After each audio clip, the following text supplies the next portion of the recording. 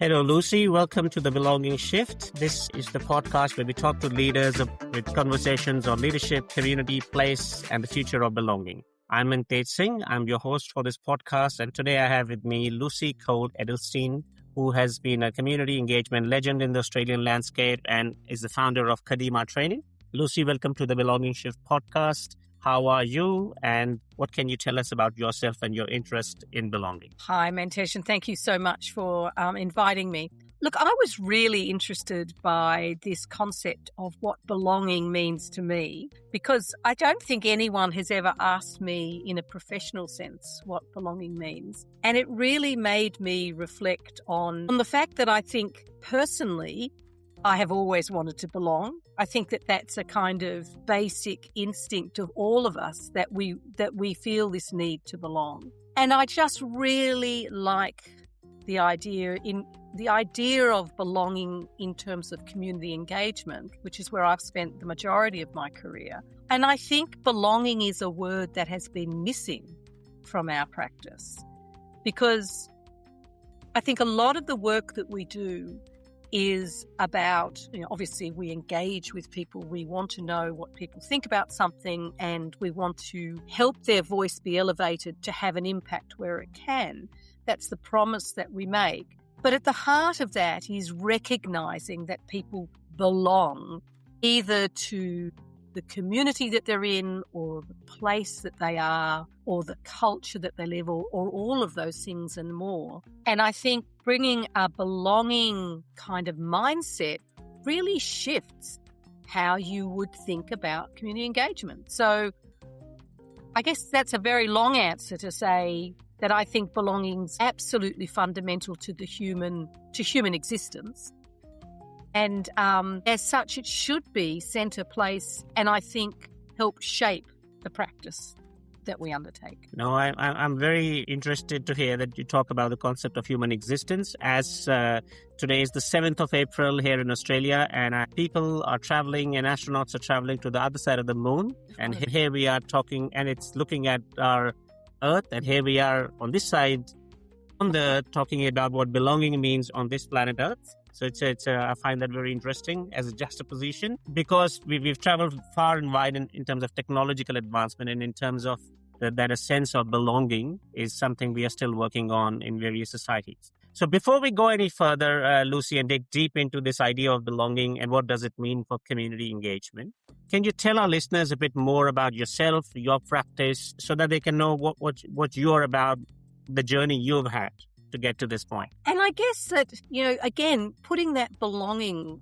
kind of mindset over it really gives it a different slant. I started out life in a very, like most of us, I've had several lives, certainly several professional lives, but I've also had several personal lives. And when I kind of started my working career, I was in my mid-20s. I was a single mother. I didn't have any formal skills or training. And I was working in administrative jobs, but I was working in a non-government organisation for mental health, and I really, I had a passion for and an interest in, and I suspect a talent for advocacy. And so I realised pretty quickly that I liked this space of working in a job that had meaning, that was making a difference, that was shaping and improving services that people received, and helping people who, and we're going back a long time, over 3 decades now, people who didn't have a voice. And so from there, I realised that I wanted to work, that I was interested in policy, I was interested in advocacy, and I was interested in making a difference. So I went into government in a policy role.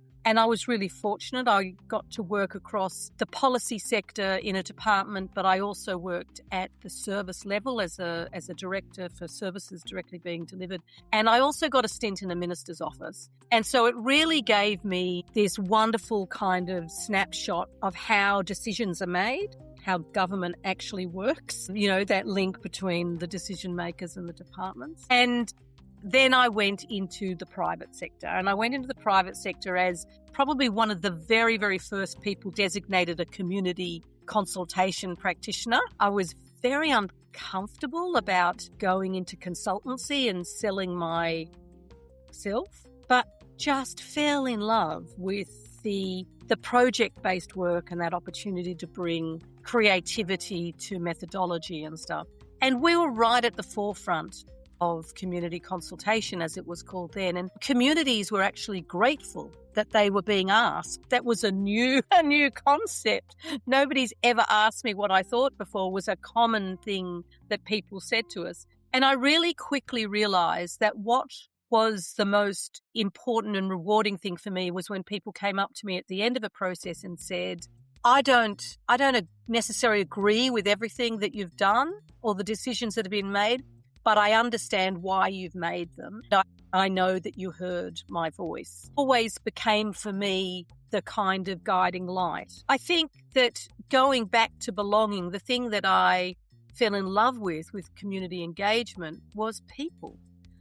I've never met a group of people, I've never worked with anybody that I haven't learnt something from, that I haven't been inspired by, that haven't made me laugh or touched me in some way. And that, again, is all that thing about belonging. And I think that learning how to engage with people across the country on all sorts of different issues from all sorts of different backgrounds has been one of the most rewarding and exciting parts of my job.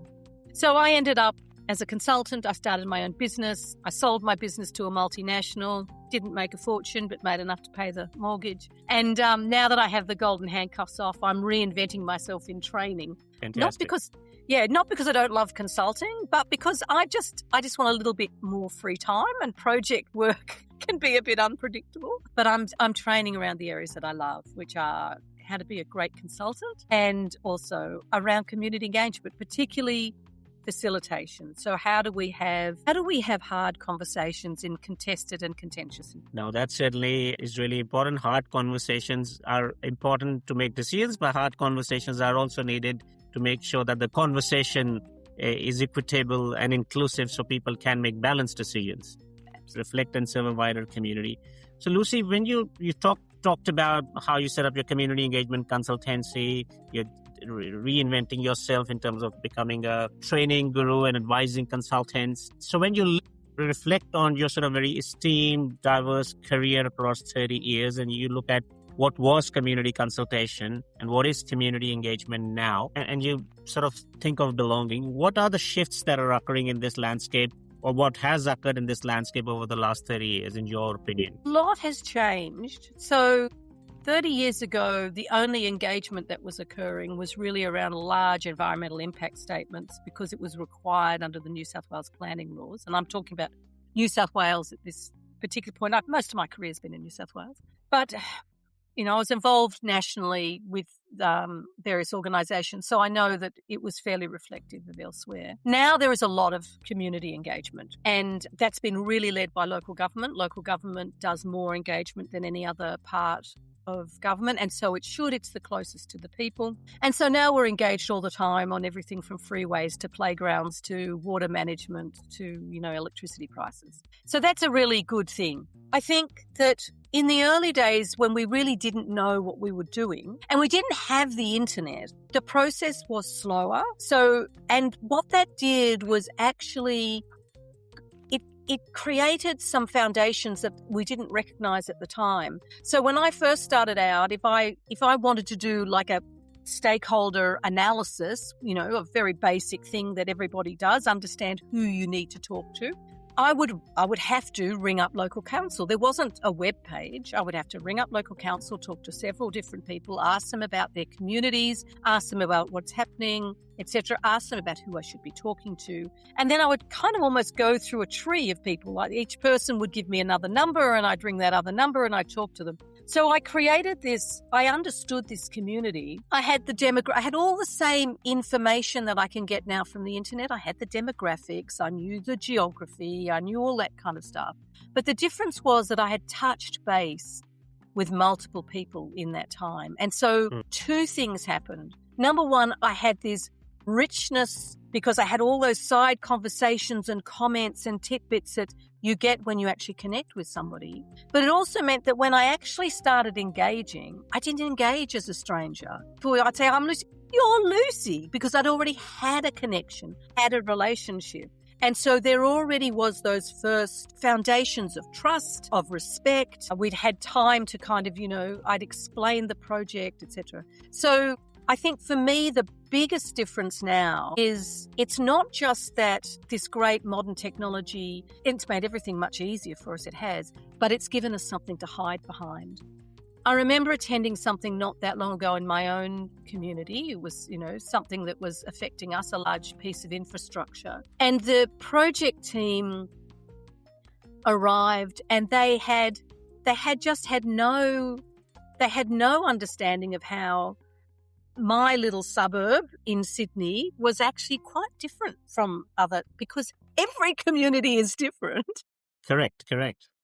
And nothing in there, they had a generic presentation of, well over 50 slides, less than 2 of which pertain to our part of the project. And it really felt like they didn't know who we were, they didn't care who we were, and they weren't actually particularly interested in who we were. And I think that what we've lost is that ability to really connect and really, how does this feel if this is being done to me as opposed to me doing to you? I would say that's one of the biggest changes. The other change that I think we've seen is with the blissful ignorance that we had 30 years ago, we didn't have media savvy or shy people controlling our narrative. We're actually able to be far more open. And now there is such a reticence, there's such a fear of losing control of the narrative, of the wrong thing being said, of everything coming undone, of something coming back to bite you, that it's very hard to get up communication that is straight. And I think Australians, we're just so down to earth. We just know how it is. Tell me how it is, love. I can cope with it much better than this bunch of spin, which just makes everybody, So they're the two things that I've noticed. I have some other observations specifically about inclusion, but I suspect that you'll have some questions you'd like to ask. No, I think it's a good lead up into that. I think you've identified some two very important things. One is around technology, connection, and tell it like it is, which is really important, and build connection and bring people shouldn't feel it is being done something to them. I think I've been in community engagement. I've experienced that myself on both sides. So my question is, but Australia is not just one person or one kind of people. We are 50% culturally diverse, 20% people with disability. We are gender diverse. There's people from all kinds of diverse backgrounds in Australia and across the world. So when you look at the shift that's occurring, how does that play now in terms of diversity, inclusion, and belonging? Because as you just said, your suburb is very different to somebody else's suburb. And within your suburb, there are diversity all across Australia. What's the future of community engagement in the context of diversity, inclusion, and belonging in our communities? And I think that this is such an interesting topic because, you and I have spoken in the past. I mean, I spent a lot of time from very early in my career. In fact, the first presentation I ever did for the International Association of Public Participation was the first event we did when we were trying to actually find out if there was enough interest for us to create an IAP2 chapter in Australia. Professor Carson came to me after that and talked to me immediately about the voices that weren't in the room. And in those days, we called those people the hard-to-reach voices. Yes. Now, Carson's interest was deliberative democracy, and 30 years later, we have this whole range of deliberative engagement, which is fantastic. But the way we approached the hard-to-reach voices was, we'll get translations, we'll get interpreters. And so if we translate into the top 5 languages, well, that solves that problem. And I think I said this to you the other day, Mantej. I was so chuffed with myself the first workshop that I ran because I had one table with a Cantonese interpreter and one table with the Mandarin interpreter. I mean, how innovative am I? The reality is, and speaking as somebody who is married to somebody of non-English speaking background, I have a neighbour to one side who is non-English speaking background, and until recently I had a neighbour on the other side who was also likewise. So these things really get to the heart of what it's like to be of a different culture in this country. It doesn't matter how long you live here. If you look a little bit different, if you sound a little bit different, that is a barrier that exists. I think most Anglo background Western Australians have no recognition of that. They have no idea of what that is like. I think that we have not, certainly community engagement has failed big time in this regard.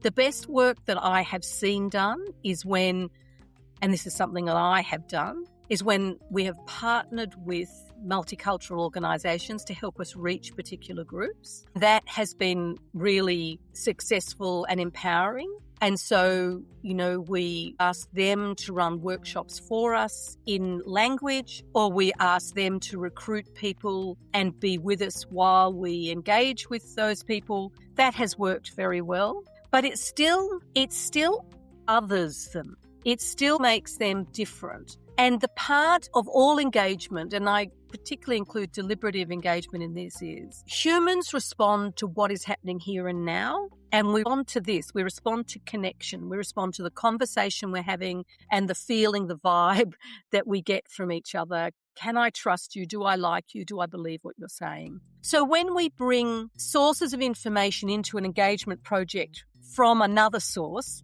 so here is what disadvantaged people said about this. It has some resonance, but it doesn't have as much resonance as actually hearing somebody who is socially disadvantaged sharing that. Yeah, I think it's much more than translation, isn't it? Because you can translate something, but if you can't connect to a person's identity, give them a sense of equality, a sense of shared power, and sense of belonging, you can have the best translation. That person's not going to share what they feel and want.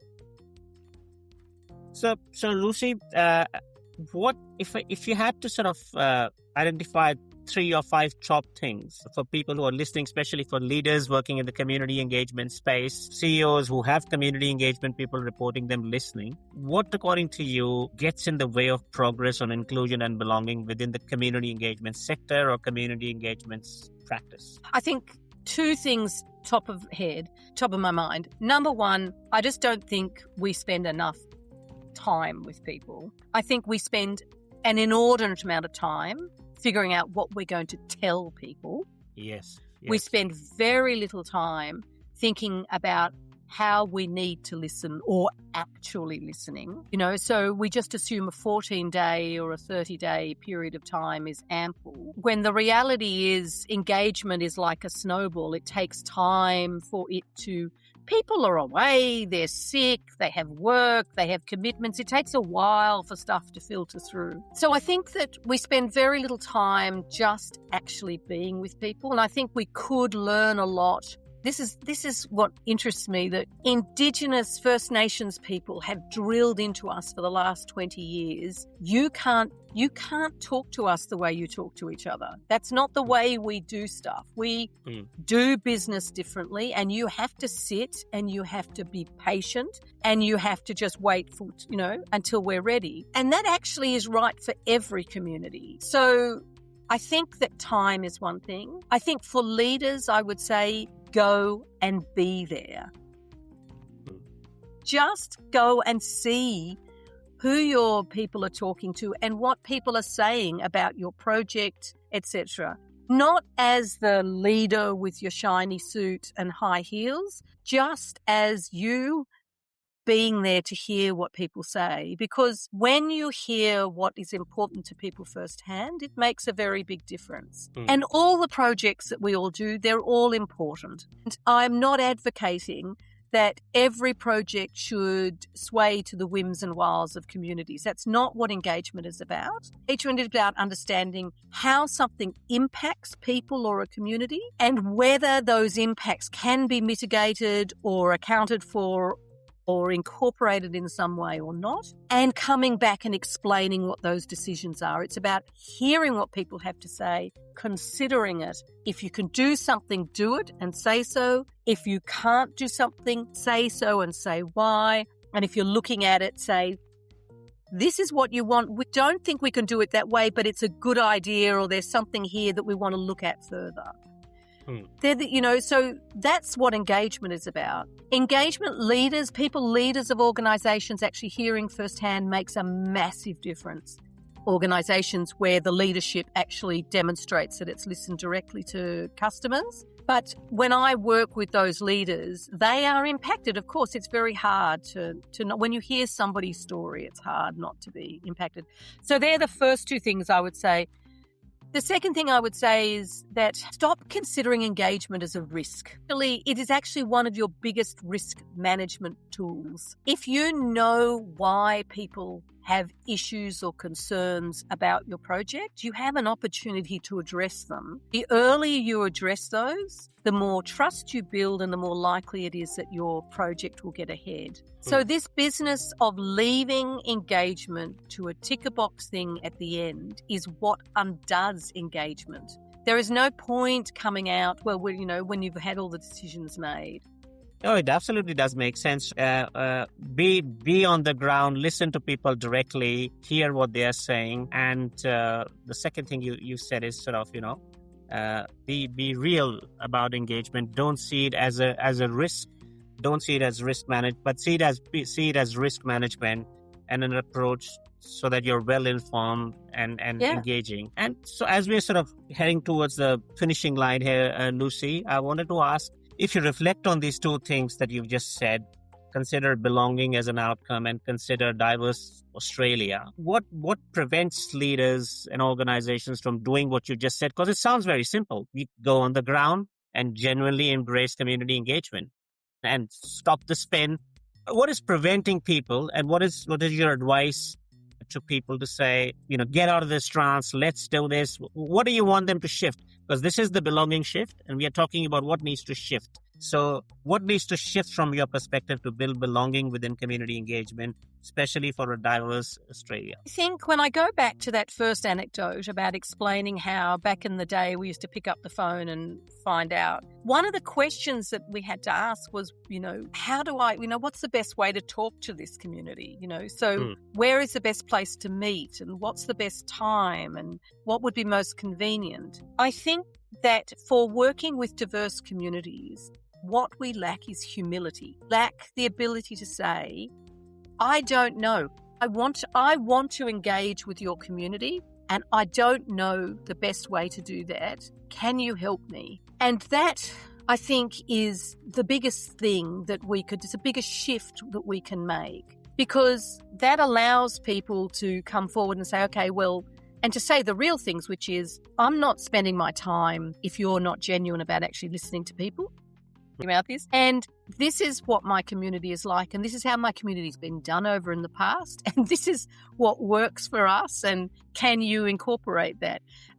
I think that conversation, it builds trust, it builds understanding, it builds knowledge, and it sets the foundation for a relationship. And I guess for me, the shift is that most engagement is treated as a transactional thing. I'm going to do this thing to you. I'm going to come away. I'm going to report on it, done and dusted. For most organisations, though, the relationships are enduring. The project continues in that area. It's about building relationships and not losing those relationships. And if you're I think that the relationship shift and the humility shift, I think if we could get those two things moving, Mantej, I think we'd really have a different approach. And I think it would be a far more fulfilling approach for practitioners and projects, as well as for the communities that we work with. Thank you, Lucy, very much. So here we are at the Belonging Shift with Lucy, talking about community engagement, who's identified 3 key shifts.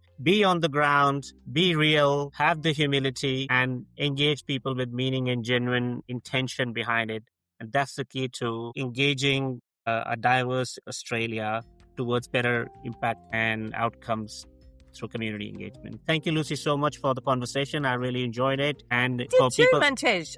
I love talking to you. Always ask me questions that nobody else asks. There you go. I just think that is the best thing ever. Fantastic. And so if this, for people listening at home, if this episode sparked a new idea, a challenge, a possibility, share it with someone that can benefit from this conversation. Share it across your network and inspire people and leaders to be better at community engagement, to be more humble, to be on the ground, to make a difference and really use the power of community engagement to build a better new Australia for our diverse communities. Thank you very much. I'm Mantej Singh, your host of The Belonging Shift, and signing off till we hear next time. Thank you, Lucy, very much. Cheers.